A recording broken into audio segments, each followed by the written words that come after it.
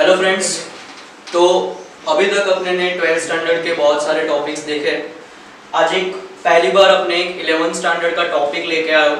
11th science जिस बच्चों को लेने की इच्छा है कि जिनको 11th साइंस करना है, तो उनके लिए ये जो टॉपिक आज मैं करवा रहा हूँ ना, that is very important topic, because अगले 2 साल के लिए ये टॉपिक कहीं ना कहीं तुम्हारे काम में आने ही वाला है, right. If you are going to take maths और बायो, वो कोई दिक्कत नहीं है, लेकिन फिजिक्स के अंदर एक मैथ्स तो आता ही आता है। और वो मैथ्स जो होता है ना, वो बहुत बेसिक मैथ्स होता है, लेकिन बहुत सारे बच्चे क्या होते हैं कि 10th स्टैंडर्ड का जो बेसिक मैथ्स होते हैं वो भूल जाते हैं, और उसकी वजह से फिर बायोलॉजी वाले स्टूडेंट को सबसे ज्यादा दिक्कत कहाँ पे जाती है? फिजिक्स में। क्यों?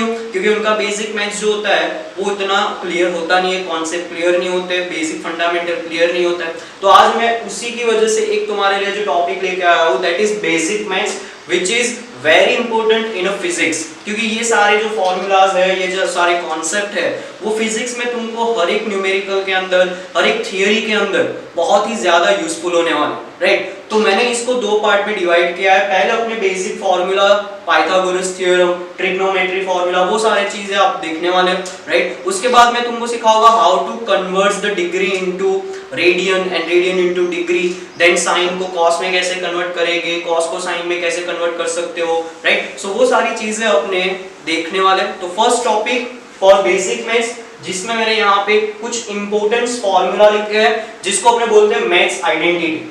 मैथ्स आइडेंटिटी तुमने 8, 9, 10 में बहुत सारी जगह पे यूज किया होगा, right. So going to revise it, एक बार प्रॉपर से देख लो कहाँ पे यूज आने वाला फिजिक्स में, वो भी मैं डिस्कस करते जाने वाला हूँ। सबसे पहले जो सबसे ज्यादा यूज होने वाला है फिजिक्स के अंदर, that is the identity which is a+b² किसी भी बच्चे को पूछते हो तो ये फॉर्मूला हर एक को आता है, right. But it is a basic maths और सबको आना ही चाहिए, और मैथ्स जो होता है वो फिजिक्स में यूज होता है, तो ये आइडेंटिटी सबसे ज्यादा इंपॉर्टेंट है। a+b² का अगर तुम सिंपलीफिकेशन देते हो, इट विल बी a²+2ab+b²। दूसरी आइडेंटिटी जिसमें मैंने सिर्फ एक ही चेंज किया है, वेयर प्लस की जगह पे लिख दिया है माइनस, और फॉर्मूला a-b², उस आइडेंटिटी का अगर सिंपलीफिकेशन देते हैं तो इट विल बी a²-2ab+b²। सबसे ज्यादा बच्चे जो यहाँ पे कंफ्यूजन करते हैं वो इस दोनों फॉर्मूला के अंदर करते हैं। अगर मेरे को पूछा है a-b², then my identity simplification will be a²-2ab+b²। But अगर मेरे को यहाँ पे पूछा है a²-b², मतलब होल स्क्वायर नहीं है, इंडिविजुअल स्क्वायर जब तुमको दिया होगा, राइट, लाइक दिस a²-b², तो ऐसे जब आइडेंटिटी दी है तो उसका सिंपलीफिकेशन जो होता है वो होता है a+b in bracket a-b। Okay, तो ये तीनों फिजिक्स के अंदर हर एक जगह पे यूज होते हैं, न्यूमेरिकल से लेके सब जगह पे, राइट। नाउ दूसरा यहाँ पे अपने जैसे स्क्वायर की आइडेंटिटीज देखी, वैसे ही अपनी क्यूब की आइडेंटिटीज भी देख लेते हैं। तो सबसे पहला जो अपना क्यूब की आइडेंटिटी अपने देखने वाले हैं, दैट इज a+b²।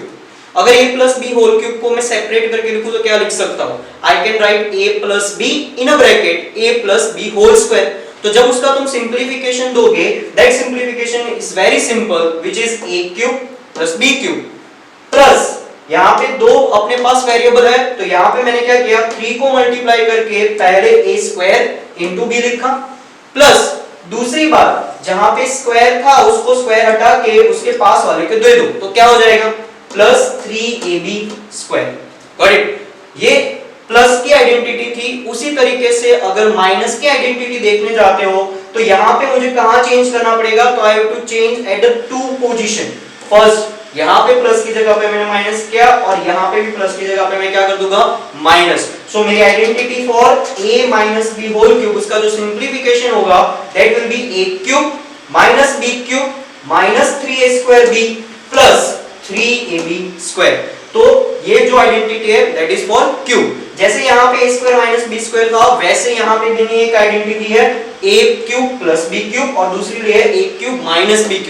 तो a³ + b³ की बात करते हैं तो उसकी आइडेंटिटी का सिंपलीफिकेशन जो है that is a+b in bracket. उसके साथ मैंने क्या किया है, अगर यहाँ पे प्लस है तो याद रखना है a² बीच में आएगा minus, right, +b a square minus ab plus b square. तो यहाँ पे इस तरीके से याद रख सकते हो, अगर यहाँ पे प्लस है तो in a bracket you have to take minus, last a cube minus b cube, तो इसका उल्टा कर देना है। क्या करना है, यहाँ पे जब प्लस था तो मैंने नीचे क्या कर दिया, माइनस कर दिया।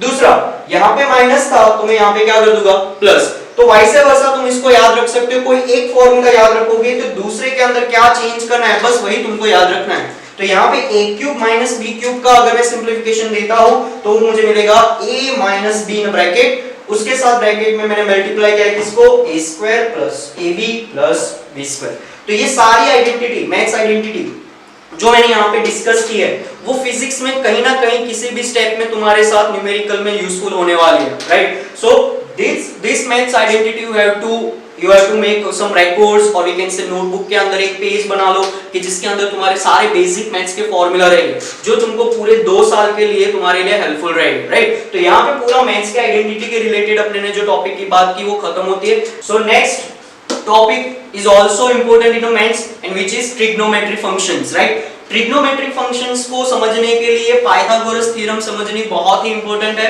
और पाइथागोरस जो थ्योरम थी वो 8 और 9 स्टैंडर्ड में आ जाती थी, राइट। उसका जो स्टेटमेंट था ना that is very simple. Statement क्या बोलता था कि भाई एडजेसेंट साइड का स्क्वायर प्लस ऑपोजिट साइड्स का square will gives you the square of the hypotenuse side, बराबर। लेकिन अपने को उसका स्टेटमेंट से ज्यादा फार्मूला बनाना आना चाहिए।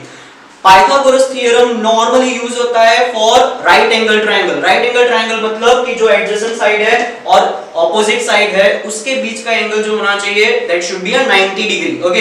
तो यहाँ पे मैंने एक ट्रायंगल लिया है, you can see the triangle ABC, right. In ABC the angle between AB and BC is 90 degree, okay. और AC और BC के बीच में मैंने जो एंगल कंसीडर किया है दैट एंगल इज थीटा। तो अगर मैं इस ट्रायंगल के लिए देखने चाहूं तो AB जो होगा that will be my opposite side, BC जो होगा that will be my adjacent side, and AC जो है that will be my hypotenuse side. Why hypotenuse, because it's opposite to 90 degree. 90 degree के सामने वाली जो साइड होती है that is our hypotenuse side. So अगर मैं इसके ऊपर पाइथागोरस थ्योरम अप्लाई करता हूं then it will be AB square plus BC square is equals to AC square, जहां पे AB है ऑपोजिट साइड, BC है एडजेसेंट साइड एंड AC जो है that is a hypotenuse side, right. मैंने short में लिखा है, right, so you can remember it. इसके बाद आता है ट्रिग्नोमेट्री फंक्शन। ट्रिग्नोमेट्री फंक्शन में अपने कौन-कौन से कंसीडर करते हैं, sin theta, cos theta, tan theta, sec theta, cosec theta and cot theta, right. As we know कि जो sin थीटा है it is inverse function of cosec theta, cos theta जो है it is inverse function of sec theta, and tan theta जो है उसका inverse function जो होता है that is a cot theta. तो मुझे क्या करना है,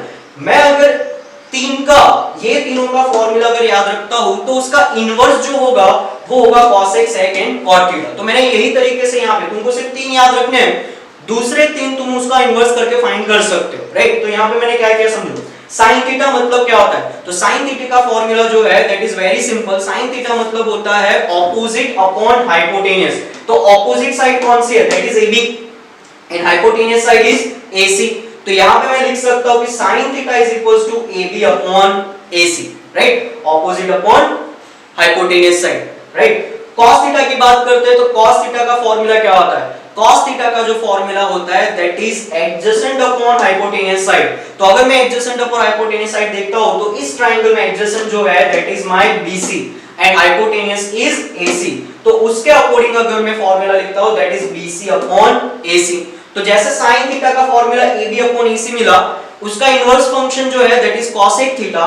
तो ये जो फॉर्मूला है उसका इनवर्स मुझे लिखना पड़ेगा। तो यहाँ पे तुम देख सकते हो मैंने cosec theta is equal to क्या लिखा है, AC upon AB।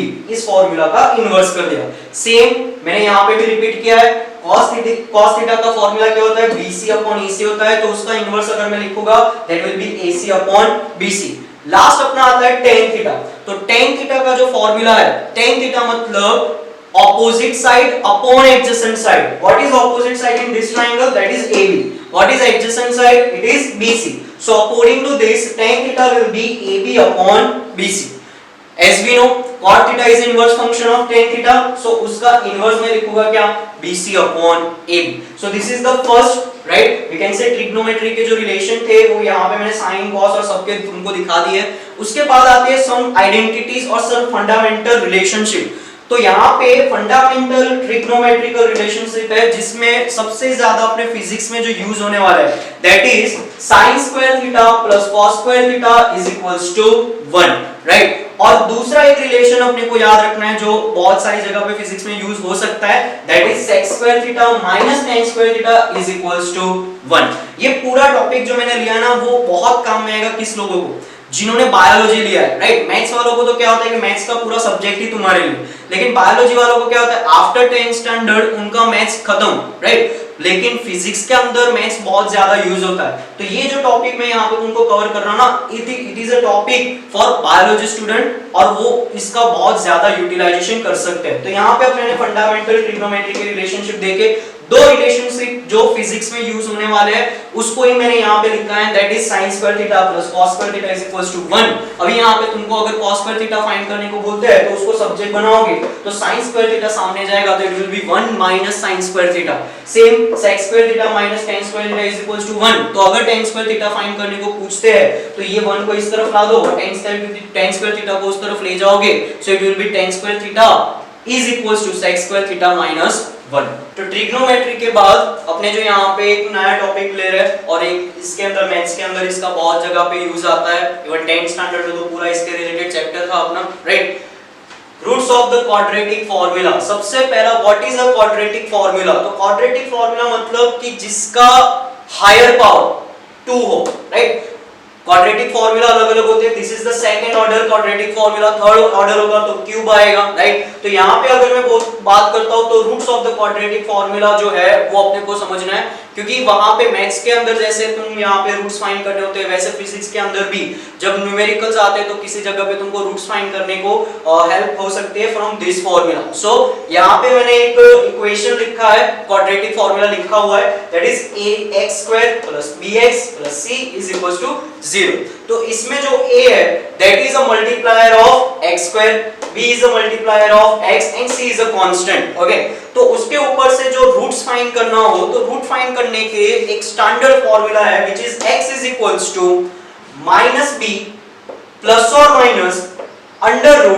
b² - 4ac upon 2a। ये फार्मूला याद रखना बहुत जरूरी है if you want to find the roots of the quadratic formula, okay. तो यहाँ पे मैंने एक एग्जांपल लिया है जिसके ऊपर से मैं तुमको समझाऊंगा कि इस फार्मूला का यूज अपने कैसे करेंगे। नॉर्मली 10th में अपने ने एक शॉर्ट मेथड सीखी होती है, लेकिन वो शॉर्ट मेथड हर एक क्वाड्रेटिक फार्मूला में यूज नहीं होते। लाइक यहाँ पे देखो फार्मूला है 6x² - 13x + 6। अपने ने क्या सीखा है कि इन दोनों का मल्टीप्लिकेशन करना, तो मल्टीप्लिकेशन करोगे तो आंसर आएगा 36।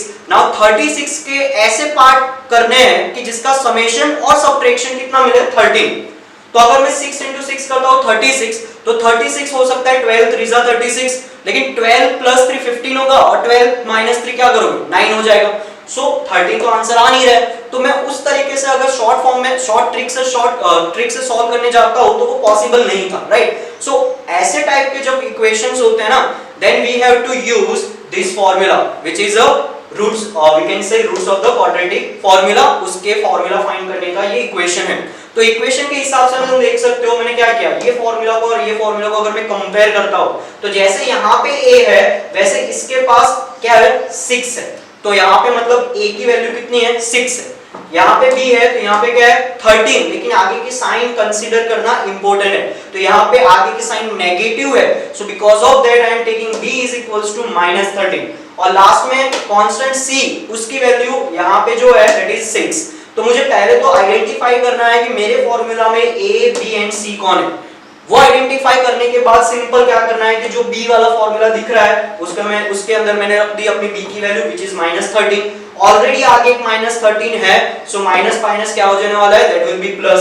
देन बीच में साइन जो है that is plus and minus, right. दोनों साइन अपने को कंसीडर करनी है प्लस एंड माइनस। उसके बाद b² मतलब -13 का स्क्वायर, किसी भी माइनस वाली वैल्यू का स्क्वायर करते हो इट विल बिकम्स पॉजिटिव। बीच में आएगा -4ac, a की वैल्यू भी 6 है, c की वैल्यू भी 6 है, बीच में साइन है माइनस, तो यहाँ पे 6 × 6 कितना होगा 36। तो यहाँ पे 36 × 4 करते हो तो इट विल बी 144। 13 का स्क्वायर कितना होता है इट इज 169। 13 माइनस था उसके ऑलरेडी आगे एक माइनस है तो इट विल बिकम्स +13। बीच में प्लस और माइनस तो है ही। 169 minus 144 it will be 25, लेकिन वो 25 किसके अंदर होगा? It will be in a root. तो as we know root of 25 will be 5. तो मुझे जो लास्ट यहाँ पे मिल रहा है नीचे 6 into a करना, सॉरी 2 into a करना था, तो 2 into a की वैल्यू 6 थी, तो 6 2 जा कितना हो गया? 12 हो गया. तो यहाँ पे तुम देख सकते हो after the simplification I am getting 13 plus और minus under root 35 divide by क्या होता है? 12. तो यहाँ पे 13 प्लस और माइनस का मतलब क्या होता है? तो सब यहाँ पे मुझे रूट्स की दो वैल्यू मिलने वाली, मतलब x की कितनी वैल्यू मिलेगी? 2 value. First value will be positive and the second value will be negative, और वी कैन से एक बार मुझे प्लस करके वैल्यू फाइंड करनी है, एक बार मुझे क्या करना है? माइनस करके वैल्यू फाइंड करनी है. तो यहाँ पे मुझे मिला 13 प्लस और माइनस 5 बाय 12. तो यहाँ पे तुम देख सकते हो अगर मैं 13 प्लस 5 करता हूँ इट विल बी 18. सो एक वैल्यू जो मुझे मिलेगी that will be x is equals to 18 by 12, और दूसरी वैल्यू होगी अपनी x is equals to 13 minus 5 करोगे इट विल बी 8. तो यहाँ पे तुमको मिलेगा x is equals to 8 by 12. तो इसका मैंने फ्रैक्शन किया, 18 जो है दैट विल बी 6 3 जा 18 एंड 12 है तो 6 2 जा 12. तो इसकी वजह से मुझे x की वैल्यू मिलेगी 3 by 2, और यहाँ पे दूसरी x की वैल्यू मिलेगी 2 by 3. तो ये तुम देख सकते हो ये रूट फाइंड करने का अपना स्टैंडर्ड फॉर्मूला है, राइट. अगर शॉर्ट फॉर्मूला से, शॉर्ट ट्रिक से अपना रूट जब भी फाइंड नहीं होता है we have to use this formula and we can find out the roots, right. ये रूट के जो फॉर्मूलाज होते हैं ना वो सबसे ज्यादा जेईई और नीट के जब एग्जांपल आते हैं उसमें बहुत ज्यादा हेल्पफुल रहता है, राइट. सो यहाँ पे मैंने आज बेसिक मैथ्स का एक टॉपिक स्टार्ट किया है. ये बेसिक मैथ्स के अंदर मैंने तीन तुम्हारे टॉपिक कवर किए. The first is identity, the second is, right, we can say Pythagoras theorem and trigonometric functions, and the third is root of quadratic formula. Next lecture में इसके रिलेटेड बेसिक मैथ्स का अपना एक और topic जो है वो कवर करेंगे, राइट.